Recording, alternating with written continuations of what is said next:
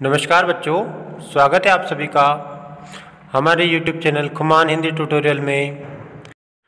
प्यारे बच्चों, आज के इस वीडियो में हम पढ़ेंगे एक बहुत ही सुंदर कविता जिसका नाम है दीवानों की हस्ती, जो कि आपकी कक्षा 8वीं की हिंदी बसंत भाग 3 के पाठ 4 से ली गई है, जिनके कवि है श्री भगवती चरण वर्मा जी।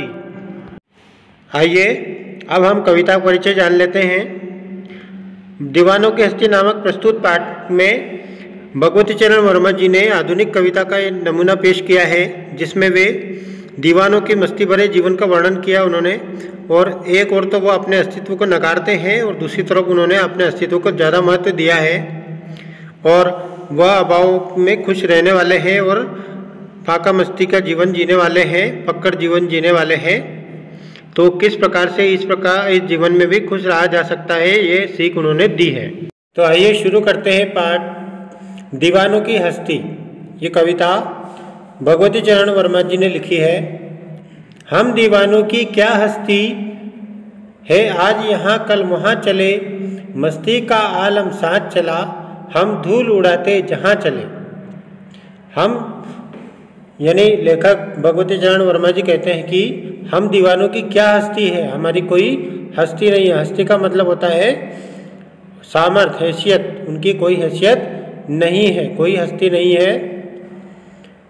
आज यहाँ है तो कल कहीं और होंगे, हमारा कोई दुनिया से लेना देना नहीं है। और दीवानों का मतलब होता है मौज मस्ती करने वाले, जिनको संसार के कष्टों से बेफिक्र है, उनको कोई लेना देना नहीं है संसार से। संसार के कष्ट हैं उनसे कोई लेना देना नहीं है, वे बेफिक्र रहने वाले हैं। आज यहाँ और कल कहीं और होंगे, कहीं उनका एक जगह ठिकाना नहीं है, वो एक जगह टिकने वाले नहीं है। मस्ती का आलम साथ चला, यानी कि उनकी जो मस्ती है, आलम मतलब होता है संसार, यानी मस्ती का उनका जो संसार है, वो खुशियों का संसार वो साथ में लेके चलते हैं अपने। हम धूल उड़ाते जहाँ चले, यानी हम धूल उड़ाते उड़ाते कहीं भी चले जाते हैं, हमारा कोई ठिकाना नहीं होता है कि हम कहाँ जाएंगे। हम पैरों से ठोकर मार करके धूल को उड़ा करके कहीं भी जा सकते हैं, कहीं भी चले जाते हैं। आए बनकर उल्लास अभी, आंसू बनकर बह चले अभी, सब कहते ही रह गए अरे तुम कैसे आए कहाँ चले। दूसरी पंक्ति में कहना चाहते हैं आए बनकर उल्लास अभी, मतलब तुम अभी तो, उनको लोग कहते हैं देख कर कि ऐसा पकड़पन जीवन जीते हैं वो, तो उनको देख कर के लोग कहते हैं कि आए बनकर उल्लास अभी, तुम अभी अभी तो यहाँ उल्लास बनकर आए थे। उल्लास मतलब होता है खुशी, खुशियाँ बन करके, मस्ती बन करके यहाँ आए थे, प्रसन्नता पूर्वक यहाँ आए थे। आंसू बनकर बह चले अभी, और अभी तुम जाते समय तुम्हारी आंखों में आंसू, मतलब तुम जाते समय दुखी क्यों हो रहे हो इतने। सब कहते ही रह गए अरे, अरे सब तो केवल ऐसा ही कहते रह गए कि अरे तुम कैसे आए कहाँ चले, तुम कैसे आए थे और किस लिए आए थे, मतलब किस काम के लिए आए थे, और अब कहाँ जा रहे हो, कहाँ चल दिए, ऐसा वो कह रहे हैं लोग। तो उनके जवाब में लेखक क्या कहते हैं, किस ओर चले यह मत पूछो, किस ओर चले यह मत पूछो, चलना है बस इसलिए चले। तुम ये हमसे मत पूछो कि हम किस ओर चले हैं, किस तरफ हमें जाना है, किस हम जा रहे हैं, ये मत पूछो हमसे। चलना है बस इसलिए चले, हमें केवल चलना है, हमें पता नहीं है कि हमें कहाँ जाना है, क्या करना है, लेकिन बस हमें चलना है, इसलिए हम चले जा रहे हैं। जग से उसका कुछ लिए चले, जग को अपना कुछ दिए चले। जग से, जग मतलब होता है संसार, तो संसार से उसका, यानी संसार में जो अच्छी चीज़ें हैं उसको हम ले चले, अपने साथ में ले जाए, उसको हम लेते चले, जो अच्छाइयाँ हैं उनको लेते चले, अच्छे अच्छे कार्य करते रहे। जग को अपना कुछ दिए चले, और अपने जो अच्छे कार्य है, अच्छा जो सामर्थ्य है हमें, वो संसार को हम दिए चले, यानी लोगों को खुशियाँ बांटते फिरे, तो संसार को अपना कुछ दिए चले। ये कहते हैं। उसके बाद दो बात कही दो बात सुनी, कुछ हंसे और फिर कुछ रोए, छक कर सुख दुख के घूंटों को हम एक भाव से पिए चले। यानी लेखक कवि कहते हैं यहाँ पे कि दो बात कही दो बात सुनी, हमने दो बात कही और दो बात सुनी, यानी कि कुछ समय हमने वहाँ पे जाके बात की और उनको दो बात बोली, कुछ बात बोली और कुछ बात उसकी सुनी, और कुछ वहाँ पे हंसे, हम कुछ बातों के लिए हंस लिए और कुछ ऐसी बातें हुई जिसके लिए हम रो भी लिए। छक कर सुख दुख के घूंटों को, छक्कर यानी होता है तृप्त होकर के, जी भर कर उन्होंने सुख दुख के घूंटों को हम किस प्रकार से पी सकते हैं। हमारे जो सुख दुख है उनको हमें समान रूप से मानना चाहिए, एक भाव से पिए चले, उनको हमें एक भाव से ही ग्रहण करना चाहिए। सबको सुख हो चाहे दुख हो, हमें ना तो सुख में ज़्यादा खुश होना चाहिए और ना ही दुख में ज़्यादा दुखी होना चाहिए।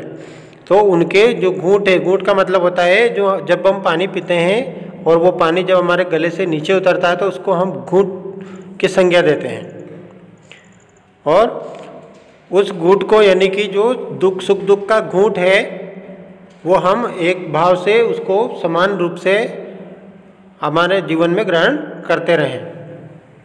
चलिए आगे की पंक्तियाँ हैं। हम भीख मंगों की दुनिया में स्वच्छंद लुटाकर प्यार चले, हम एक निशानी सी उर पर ले असफलता का भार चले। फिर कवि कहते हैं हम भीख मंगों की दुनिया में, हम भीख मंगे मतलब भीख मांगने वाले की दुनिया में स्वच्छंद लुटाकर प्यार चले। हम भीख मांगने वाले जो है लोग हैं, गरीब लोग हैं, दुखी लोग हैं, उनके जीवन में हम स्वच्छंद प्यार यानी कि मुक्त रूप से उनको प्यार लुटाकर जाएं और स्वच्छंद रूप से उनको प्यार देते रहें, उनको प्रेम करते रहें, उनकी सहायता करते रहें। और हम एक निशानी सी उर पर, एक निशानी का मतलब होता है पहचान, एक पहचान चिन्ह। उर मतलब हृदय। हम एक निशानी सी उर पर यानी कि हम एक पहचान अपने हृदय पर ये लेके जा रहे हैं। असफलता का भार चले, हम अपने हृदय पर एक असफलता का जो भार है वो एक निशानी के रूप में ले जा रहे हैं संसार से। वो असफलता क्या है कि लेखक ने पहले ही कहा था दूसरी पंक्तियों में, आए बनकर उल्लास अभी और आंसू बनकर बह चले अभी। मतलब वो क्या है, उन संसार में जो लोगों को खुश कर रहे हैं तो उनको इस बात की खुशी है कि कुछ लोग उनके रहने से या उनके खुश करने से खुश हो जाते हैं, दुखी नहीं होते हैं। और लेकिन उनको इस साथ ही साथ इस बात का दुख भी है कि वो खुशी उनको चिरकाल तक के लिए यानी लंबे समय तक के लिए वो नहीं दे पाते हैं। तो ये उनकी असफलता मानते हैं इनको वो, कि ये उनकी असफलता है कि केवल वो लोगों को कुछ ही समय के लिए खुश कर पाए, उनको अत्यधिक समय के लिए खुश नहीं कर पाए, तो वो अपने आप को असफल मानते हैं। और ये एक इस प्रकार की पहचान लेकर के, निशानी लेकर के वो अपने हृदय पर जा रहे हैं संसार से, और भार लेकर के, भार मतलब वजन। अब अपना और पराया क्या आबाद रहे रुकने वाले, हम स्वयं बने थे और स्वयं हम अपने बंधन तोड़ चले।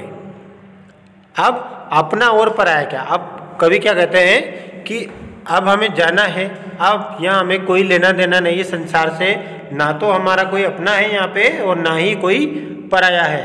पराया मतलब दूसरा, यहाँ कोई अपना है ना कोई दूसरा है ना पराया है।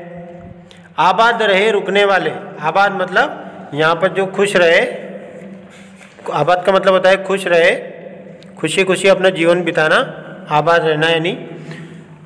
तो यहाँ पर जो संसार में रुकने वाले लोग हैं वो आबाद रहे, खुश रहे अपने जीवन में। हम स्वयं बने थे और स्वयं हम अपने आप ही अपने मन से ही इस संसार में बंधे हुए थे, और अभी हम जाना चाहते हैं। तो अपने सारे जो बंधन हैं हमने तोड़ लिए हैं, अपने नाते रिश्ते और सभी से मोह माया को त्याग दिया है, और सब इस संसार को छोड़कर हम जा रहे हैं। तो हमने अपने बंधन यानी हमने अपने आप को बांध रखा था, वो बंधन हमने तोड़ दिए हैं।